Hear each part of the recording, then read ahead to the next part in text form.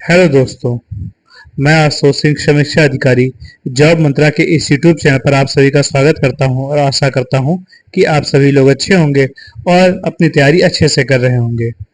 इसी क्रम में हमने हाई कोर्ट, आरओ और एपीएस एग्जाम में आए हुए प्रीवियस ईयर क्वेश्चंस को डिस्कस कर रहे थे, जिसके लिए हमने पॉलिटी की एक नई सीरीज शुरू की थी।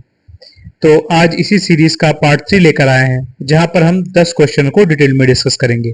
तो चलिए आइए शुरू करते हैं। तो पहला क्वेश्चन है, who among the following was the first finance minister of independent India? अर्थात निम्नलिखित में से कौन स्वतंत्र भारत के पहले वित्त मंत्री थे? स्वतंत्र भारत के पहले वित्त मंत्री कौन थे? तो हमें बताना है। ये 4 ऑप्शंस दिए हैं हमारे सामने। तो जब हमारा देश आजाद हुआ था तो उस समय एक नया मंत्रिमंडल का गठन हुआ था। तो उसमें 14 मंत्री थे और उन्हें अलग अलग विभाग दिए गए थे, जो कि कुछ इस प्रकार से यहाँ पर लिखे हुए हैं, ये डिस्कस किए गए हैं। तो चलिए आइए हम बात करते हैं। उस समय वित्त मंत्री थे आर के षणमुखम शेट्टी। ठीक, ये वित्त मंत्री थे। ठीक, डॉक्टर बी आर अम्बेडकर, जिन्हें हमें फादर ऑफ द कॉन्स्टिट्यूशन भी कहते हैं, हमारे संविधान का पिता, उन्हें विधि मंत्री बनाया गया था, अर्थात कानून मंत्री थे। तो हमारे देश के प्रथम कानून मंत्री कौन थे? Doctor B R Ambedkar. जो श्रम मंत्री थे वो थे जगजीवन राम। आपके सामने दिख रहा होगा पॉइंट नंबर 8 पे, जगजीवन राम। ठीक, रक्षा मंत्री, ये दिया गया था रक्षा मंत्रालय, सरदार बलदेव सिंह को। आप नाम ही देख रहे हैं कि कितना हैवी है, सरदार बलदेव सिंह। तो इन्हें दिया गया था रक्षा मंत्रालय। ठीक, स्वास्थ्य मंत्रालय जो है वो दिया गया था राजकुमारी अमृत कौर को, जो कि हमारे देश की पहली क्या थी, महिला मंत्री भी थी। ठीक, फर्स्ट वुमेन जो कैबिनेट मेंबर भी बनी थी वो थी राजकुमारी अमृत कौर। ठीक, इसी प्रकार हम ऊपर चलते हैं तो डॉक्टर जॉन मथाई, इन्हें रेलवे और परिवहन विभाग मिला था।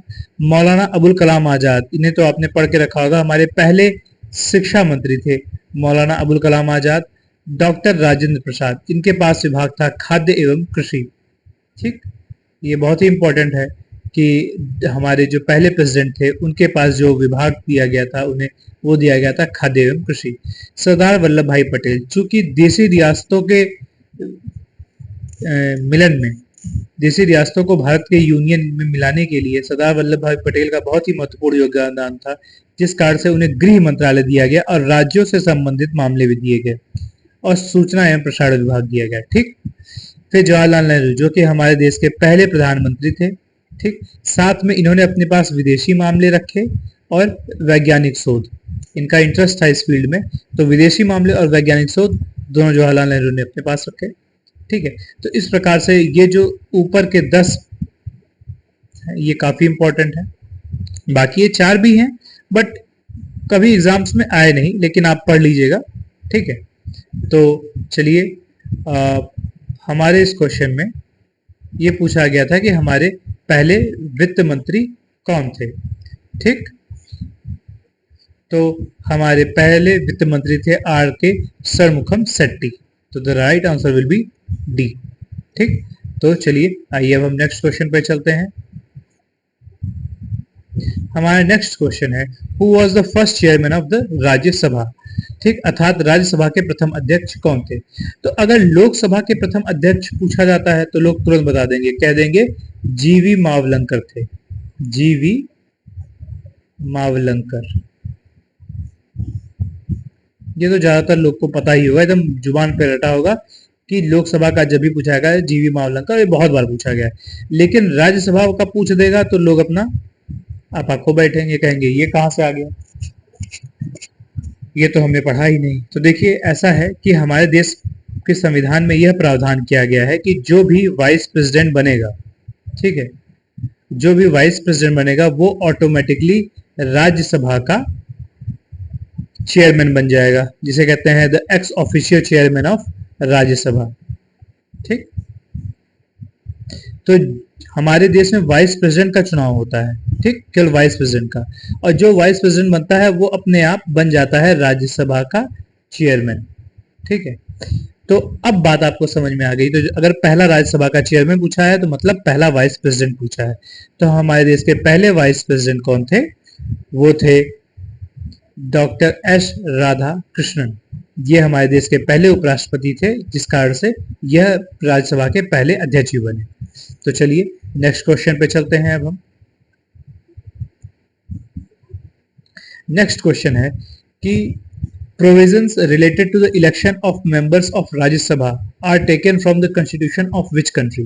अर्थात राज्यसभा के सदस्यों के चुनाव से संबंधित धारा किस देश के संविधान से ली गई?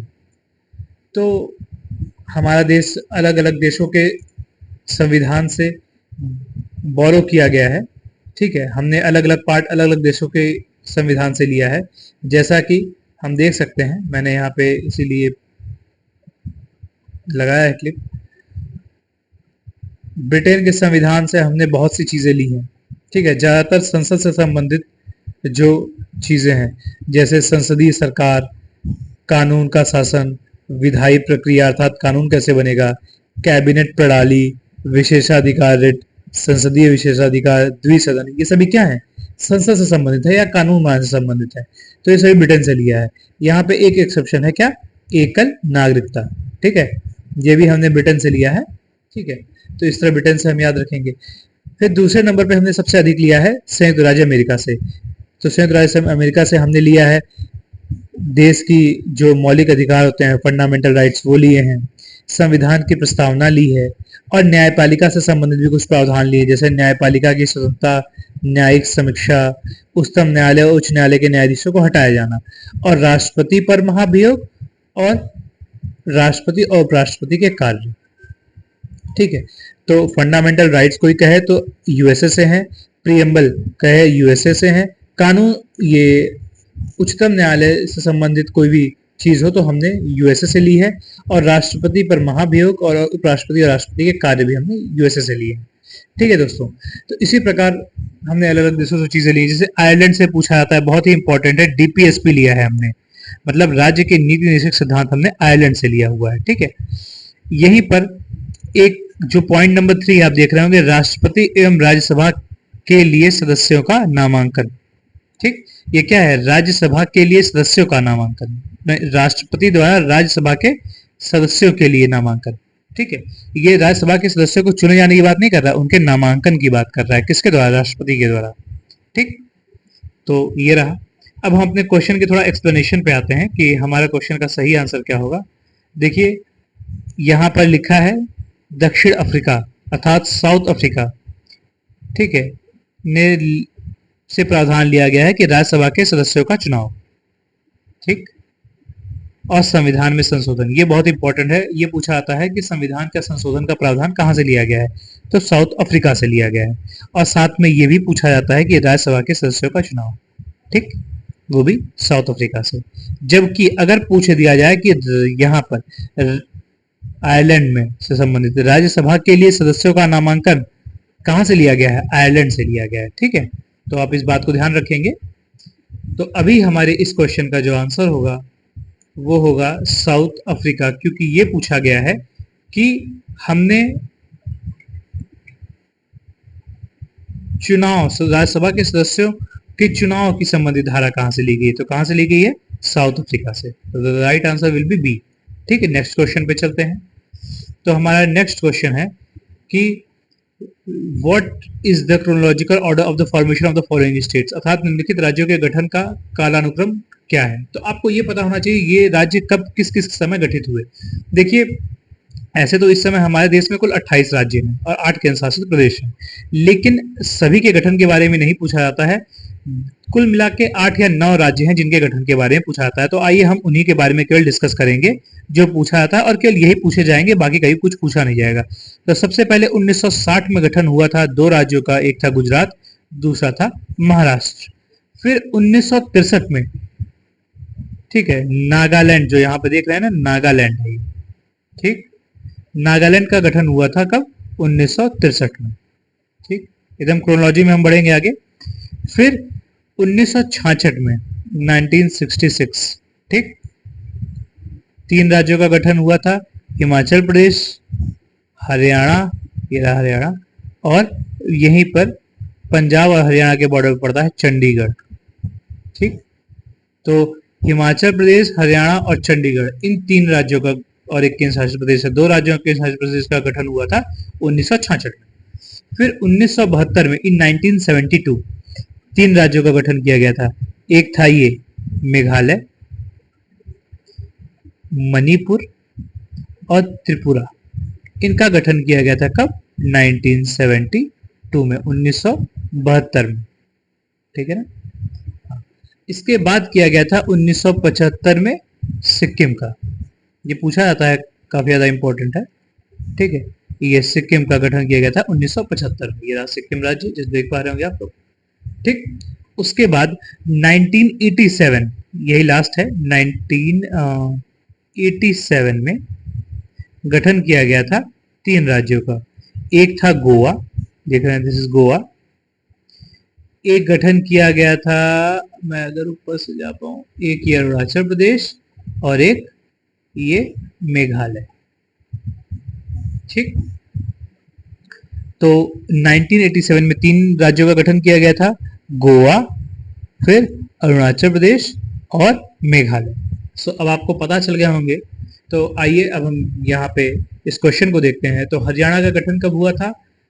1966 में, 1966 में। गोवा का कब हुआ था? 1987 में। नागालैंड का कब हुआ था? 1963 में। सिक्किम का कब हुआ था? 1975 में। अभी ने क्रोनोलॉजी में सेट कर लिए। सबसे नीचे क्या है? नागालैंड, तो सी सबसे पहले होगा। फिर उसके बाद क्या है? हरियाणा, ए होगा। फिर क्या है?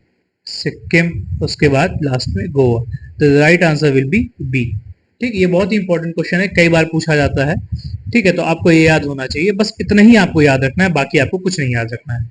ठीक है, तो चलिए ये क्वेश्चन हो गया है। आइए नेक्स्ट क्वेश्चन पे चलते हैं। इसी तरह मैप से रिलेट करके हम क्वेश्चंस को याद रखेंगे तो ज्यादा अच्छे से याद रहेंगे। ठीक है, तो नेक्स्ट क्वेश्चन है, the minimum age required for becoming the PM of India, अर्थात भारत का प्रधानमंत्री बनने के लिए न्यूनतम आयु कितनी अपेक्षित है? तो जो पीएम होता है हमारे देश का, उसके लिए कोई आयु का प्रावधान नहीं दिया गया है। डायरेक्टली तो कोई भी प्रावधान नहीं है एज का, लेकिन इनडायरेक्टली है। अब देखिए क्या, पीएम वो बन सकता है जो संसद के किसी भी सदन का सदस्य हो, संसद का एक प्रकार से सदस्य हो, संसद के किसी भी सदन का सदस्य हो। और संसद में 2 सदन है, लोकसभा और राज्यसभा। ठीक, आपको पता है कि लोकसभा का मेंबर बनने के लिए मिनिमम एज कितनी चाहिए होती है? 25 साल। और राज्यसभा का मेंबर बनने के लिए मिनिमम एज कितनी चाहिए होती है? 30 साल। तो अगर किसी को भी पीएम बनना है तो मिनिमम एज क्या लगेगी? 25 साल, क्योंकि 25 साल में लोकसभा का मेंबर बन जाएगा, तो संसद का मेंबर बन जाएगा, तो पीएम बन सकता है। ठीक है, तो the right answer will B 25 years. ठीक, 25 साल। तो आइए नेक्स्ट क्वेश्चन पे चलते हैं हम लोग। तो नेक्स्ट क्वेश्चन है हमारा कि who was the first women cabinet minister of India, अर्थात भारत की पहली महिला कैबिनेट मंत्री कौन थी? तो उसके लिए आपको ये पता होना चाहिए कि भारत का पहला मंत्रिमंडल क्या था। अभी हम पहले क्वेश्चन में ही इसको डिस्कस किए कि भारत का, स्वतंत्र भारत का पहला मंत्रिमंडल क्या था, उसमें कौन कौन से मेंबर थे। तो बताया था हमने, जवाहरलाल नेहरू पहले प्रधानमंत्री थे और इन्होंने अपने पास विदेशी मामले रखे थे और वैज्ञानिक सोच से संबंधित मामले रखे थे। वहीं सरदार वल्लभ भाई पटेल जिन्हें लौह पुरुष ऑफ इंडिया कहा जाता है, राज्यों के विलय के कारण इन्हें राज्यों से संबंधित मामले दिए गए थे, गृह विभाग दिया गया था और सूचना एवं प्रसार दिया गया था। डॉक्टर राजेंद्र प्रसाद जो हमारे पहले प्रेसिडेंट थे, उन्हें खाद्य एवं कृषि विभाग दिया गया था। मौलाना अबुल कलाम आजाद, इन्हें शिक्षा विभाग दिया गया था, याद रखिएगा। डॉक्टर जॉन मथाई, रेलवे एवं परिवहन का विभाग दिया गया था। आर के षणमुखम शेट्टी, प्रीवियस क्वेश्चन में पूछा था हमारे पहले वित्त मंत्री कौन है? आर के षणमुखम शेट्टी, याद रखिएगा, बहुत ही इंपॉर्टेंट है ये 10। डॉक्टर बी आर अम्बेडकर हमारे पहले कानून या विधि मंत्री हुआ थे, जो कि जिन्हें हम फादर ऑफ कॉन्स्टिट्यूशन भी कहते हैं। जगजीवन राम हमारे पहले श्रम मंत्री थे। सरदार बलदेव सिंह रक्षा मंत्री थे। राजकुमारी अमृत कौर ये स्वास्थ्य मंत्री थी। ठीक है, तो यही है first women cabinet minister of India. ठीक, अर्थात भारत की पहली महिला कैबिनेट मंत्री राजकुमारी अमृत कौर। ठीक है, तो इस प्रकार हमारे इस क्वेश्चन का राइट आंसर होगा सी, राजकुमारी अमृत कौर। ठीक है, तो चलिए आइए नेक्स्ट क्वेश्चन पे चलते हैं।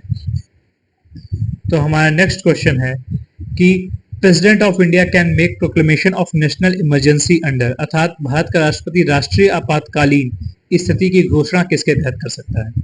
तो ये पता होना चाहिए कि हमारे देश में 3 प्रकार के आपातकाल हैं। जो आपातकाल है हमारे देश में, हमारे संविधान में 3 प्रकार के आपातकाल की बात की गई है। एक होता है नेशनल इमरजेंसी, ठीक है, जिसे राष्ट्रीय आपातकाल भी कहते हैं। ठीक, ये है आर्टिकल 352 में। ठीक, फिर एक है स्टेट इमरजेंसी इसे कहते हैं, या संविधान का आपातकाल भी इसे कहते हैं, जब स्टेट की मशीनरी प्रॉपर फंक्शन नहीं करती है। ये आता है अंडर आर्टिकल 356। और तीसरा आता है फाइनेंशियल इमरजेंसी, ठीक है, जिसे कहते हैं वित्तीय आपातकाल। ये आता है अंडर आर्टिकल 360। ठीक, तो ये 3 प्रकार के आपातकाल होते हैं। तो ये पूछा जा रहा था कि भारत में प्रेसिडेंट किस नेशनल इमरजेंसी किस आर्टिकल के तहत घोषित करता है। तो आर्टिकल 352 के तहत घोषित करता है। तो the right answer will be A. ठीक, तो हम ये जानना चाहेंगे कि ये हमारे देश में जो ये राष्ट्रीय आपातकाल लगाया जाता है, ये 3 आधारों पे लगाया जाता है कि जब राष्ट्रपति द्वारा युद्ध की घोषणा कर दी गई हो कि हमारा इस देश के साथ युद्ध हो रहा है, फला देश के साथ युद्ध हो रहा है तब, या बाह्य आक्रमण हो जाए हमारे देश पे, कोई भी देश बाह्य आक्रमण कर दे।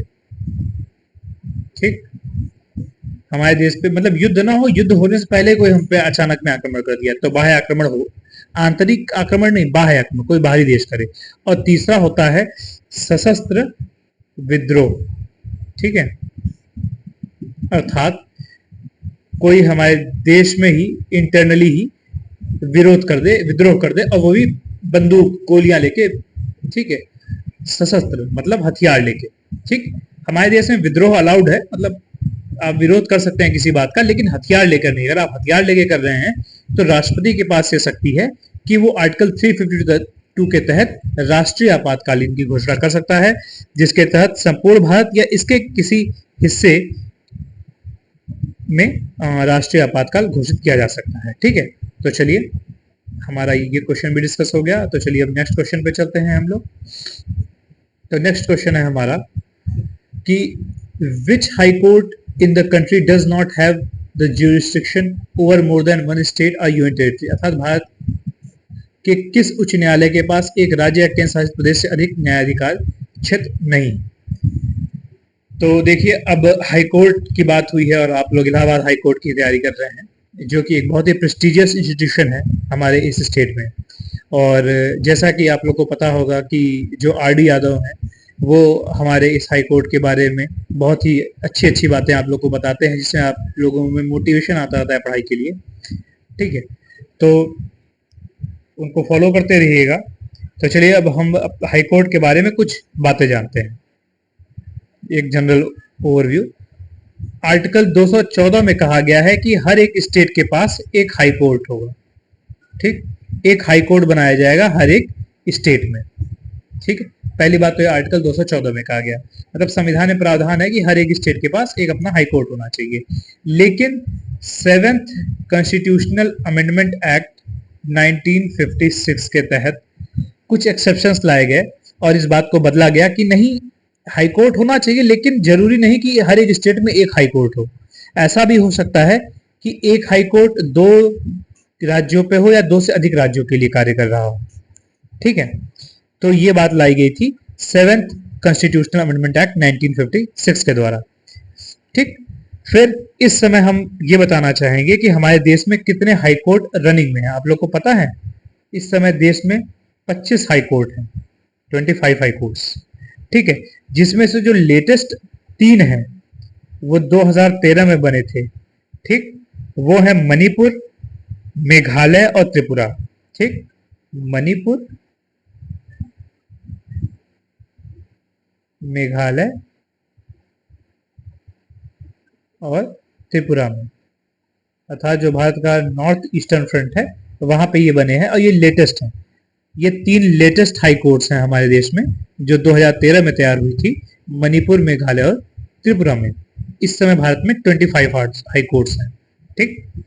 और 3 ऐसी हाई कोर्ट हैं जिनका ज्यूरिस्डिक्शन अर्थात अधिकार क्षेत्र एक से अधिक राज्य पे है। वो 3 हाई कोर्ट्स कौन कौन सी हैं? एक तो है गुवाहाटी हाई कोर्ट,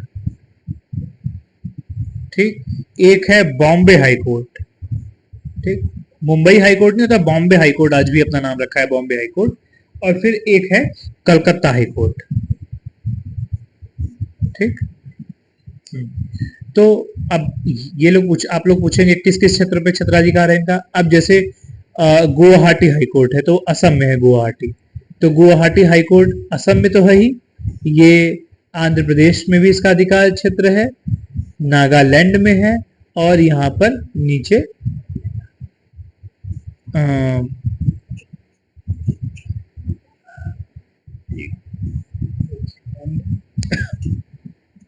मेघा यहाँ नीचे इस राज्य में भी है। एक सेकंड, कुछ कंफ्यूजन आ रहा है। मिजोरम में, हाँ, मिजोरम राज्य में भी है। थोड़ा सा नाम स्लिप हो गया था मेरे वहां से, ठीक है।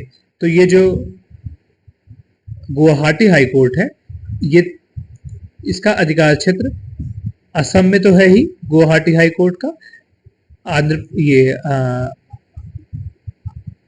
अरुणाचल प्रदेश में भी है, नागालैंड में है और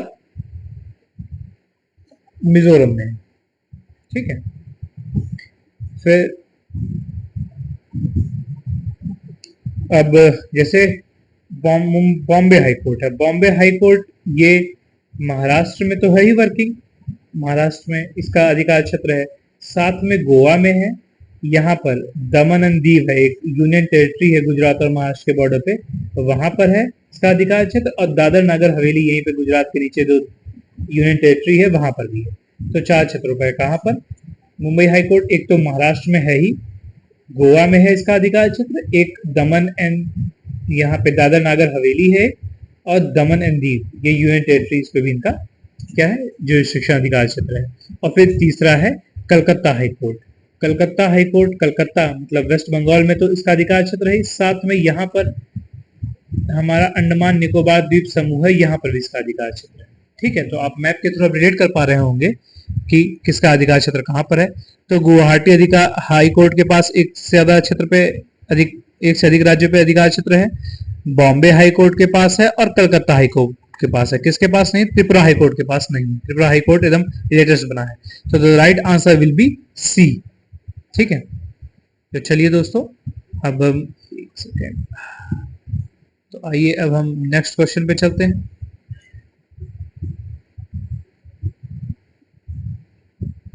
तो हमारा नेक्स्ट क्वेश्चन है कि what is not true about the attorney general of India, अर्थात भारत के न्यायवादी के संबंध में क्या सही नहीं है। भारत का जो महान्यायवादी होता है अटॉर्नी जनरल ऑफ इंडिया कहते हैं, ठीक है। अटॉर्नी जनरल ऑफ इंडिया अर्थात भारत के महान्यायवादी, ये आता है अंडर आर्टिकल 76, ठीक। ये भारत का सबसे उच्च कानून अधिकारी होता है, ठीक है। सबसे उच्च कानून अधिकारी होता है हमारा अटॉर्नी जनरल ऑफ इंडिया, ठीक। ये इसकी नियुक्ति जो होती है और ये अपना रिजिग्नेशन दोनों ही प्रेसिडेंट को मतलब देंगे। इनकी नियुक्ति भी प्रेसिडेंट करेंगे और ये अपना रिजिग्नेशन भी केवल प्रेसिडेंट को देंगे। और एक बात और है, इनका कोई कार्यकाल नहीं होता, ये राष्ट्रपति के प्रसाद पर्यंत अर्थात प्लेजर पे होते हैं, ठीक है। अर्थात राष्ट्रपति जब चाहे इन्हें हटा सकता है, ठीक। ये बहुत ही इंपॉर्टेंट बात है। और इनके कुछ विशेषाधिकार हैं जो बहुत पूछे जाते हैं। एक तो ये संसद के सदस्य नहीं होते हैं, ठीक।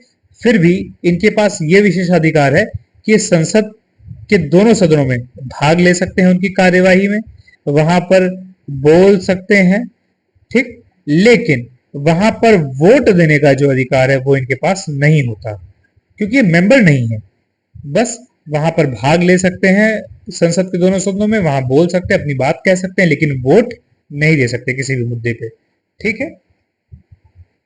और एक बात और है कि संसद इसी प्रकार जो संसद के सदस्यों के पास जो भत्ते और विशेषाधिकार होते हैं वही इनके पास होते हैं, अर्थात जो सांसद होते हैं उन उन उन्हीं के समान इनके पास भत्ते और विशेषाधिकार होते हैं। ठीक, ये एक मंत्री नहीं है फिर भी इन्हें ये दिया जा रहा है। ठीक, भत्ते और विशेषाधिकार। तो चलिए, हमारा क्या है, उनके पास संसद में बोलने का अधिकार होता है। हाँ, होता है भाई, बिल्कुल सही। उनकी नियुक्ति भारत के राष्ट्रपति द्वारा होती है। हाँ, बिल्कुल सही होती है। वह संसद सदस्य के विशेषाधिकारों का हकदार होता है। बिल्कुल सही। वह मंत्रिमंडल का सदस्य होता है। तो ये गलत है, वह मंत्रिमंडल का सदस्य नहीं होता। ठीक, तो चलिए अगले क्वेश्चन पे हम लोग चलते हैं।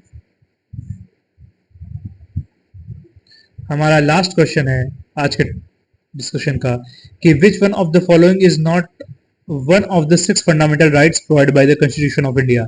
अर्थात हमारे संविधान के द्वारा जो 6 मौलिक अधिकार दिए गए हैं उनमें से कौन सा ऐसा यहाँ पे जो अधिकार है वो नहीं दिया गया है। ठीक, तो संपत्ति का जो अधिकार है वो नहीं दिया गया है। देखिए, राइट टू इक्वलिटी अर्थात समानता का अधिकार है, स्वतंत्रता का अधिकार दिया गया है, धार्मिक स्वतंत्रता का अधिकार दिया गया है, लेकिन संपत्ति का अधिकार ये नहीं दिया गया है। So the right answer will be right to property.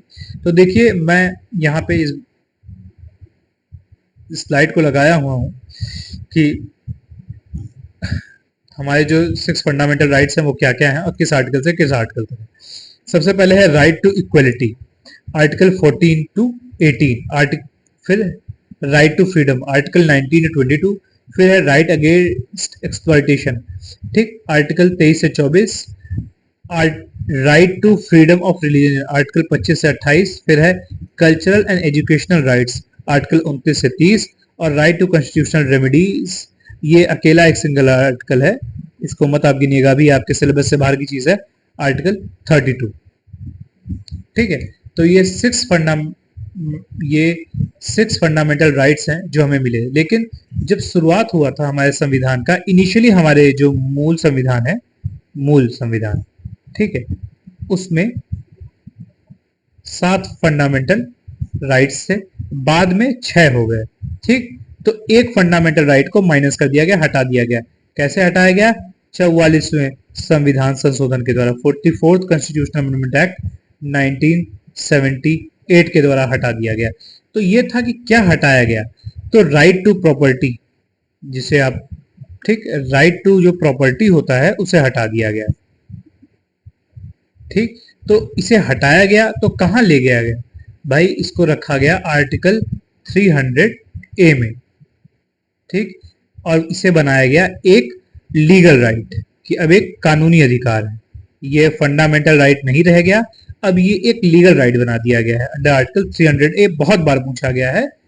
ठीक है, तो इसी के साथ आज हमारा ये सेशन समाप्त होता है।